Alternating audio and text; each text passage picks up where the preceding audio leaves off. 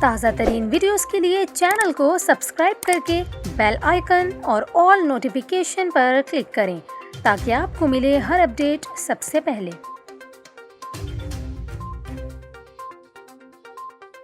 اور یہاں پر آپ کو تشویشناک خبر دیں، ملک میں کورونا کے بعد ڈینگی سر اٹھانے لگا۔ اسلام آباد میں ایک اور شخص ڈینگی سے انتقال کر گیا، جس کے بعد دارالحکومت میں ایک ہفتے کے دوران ڈینگی سے ہلاکتوں کی تعداد 2 ہو گئی 24 گھنٹوں میں۔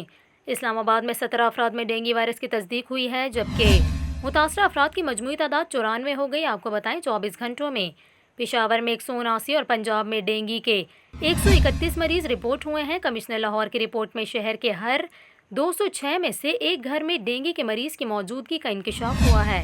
دوسری جانب کراچی میں صورتحال اور بھی خراب ہے، جہاں شہر میں ڈینگی کنٹرول پروگرام کا دفتر ہی بند ہے۔ کراچی میں ڈینگی کے کتنے مریض ہیں، اعداد و شمار بتانے والا کوئی نہیں۔